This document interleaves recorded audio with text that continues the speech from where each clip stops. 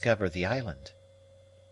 "Speak slow," said June, returning smile for smile, and pressing the little hand she held with one of her own that was scarcely larger, though it had been hardened by labor. "More slow. Too quick."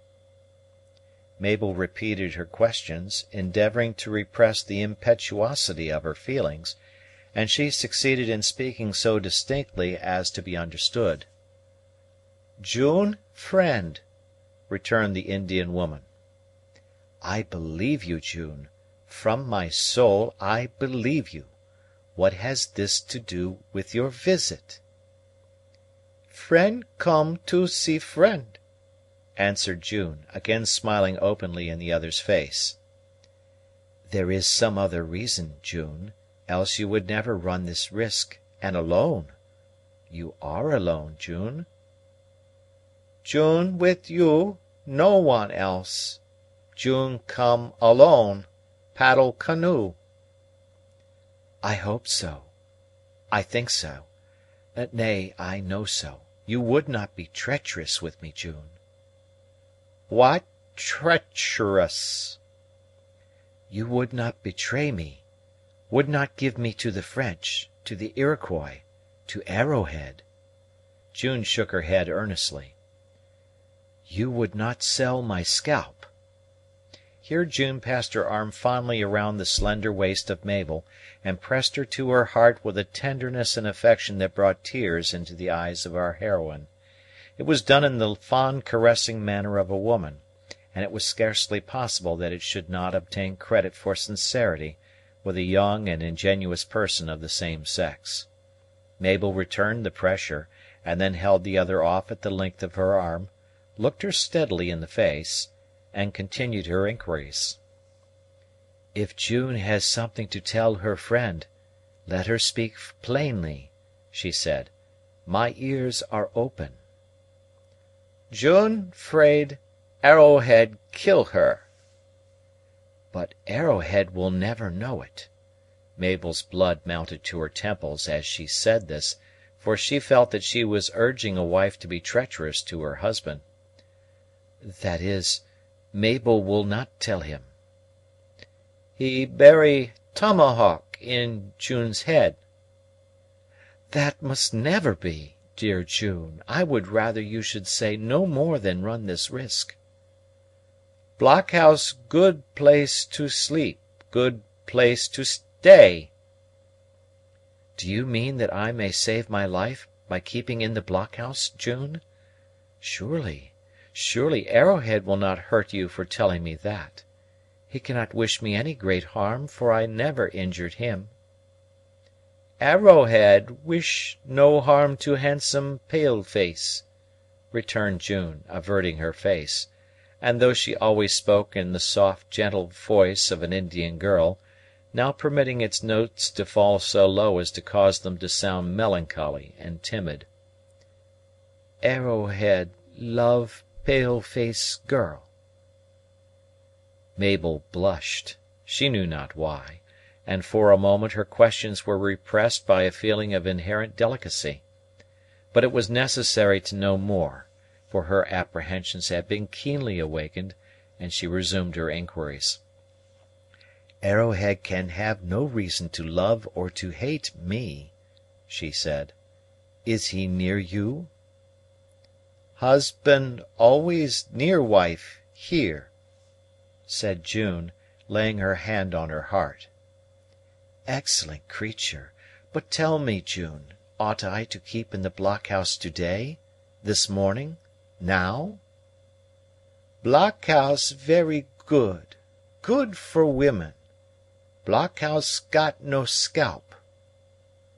"I fear I understand you only too well, June. Do you wish to see my father?"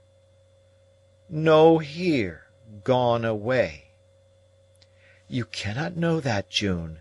You see the island is full of his soldiers." "No full, gone away." Here June held up 4 of her fingers. "So many red coats." "And Pathfinder. Would you not like to see the Pathfinder? He can talk to you in the Iroquois tongue." Tongue gone with him," said June, laughing. "Keep tongue in his mouth." There was something so sweet and contagious in the infantile laugh of an Indian girl, that Mabel could not refrain from joining in it, much as her fears were aroused by all that had passed.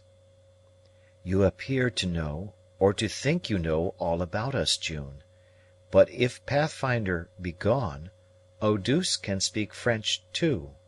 You know Eau douce. Shall I run and bring him to talk with you?" "Eau douce gone too, all but heart, that there." As June said this, she laughed again, looked in different directions, as if unwilling to confuse the other, and laid her hand on Mabel's bosom.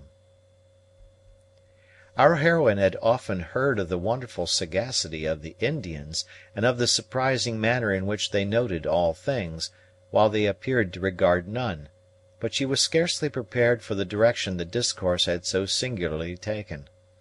Willing to change it, and at the same time truly anxious to learn how great the danger that impended over them might really be, she rose from the camp stool on which she had been seated, and by assuming an attitude of less affectionate confidence, she hoped to hear more of that she really desired to learn, and to avoid allusions to that which she found so embarrassing. "You know how much or how little you ought to tell me, June," she said, "and I hope you love me well enough to give me the information I ought to hear. My dear uncle, too, is on the island, and you are, or ought to be, his friend as well as mine, and both of us will remember your conduct when we get back to Oswego." "Maybe never get back, who know?" This was said doubtingly, or as one who lays down an uncertain proposition, and not with a taunt or a desire to alarm. "No one knows what will happen but God. Our lives are in His hands. Still, I think you are to be His instrument in saving us." This passed June's comprehension, and she only looked her ignorance, for it was evident she wished to be of use.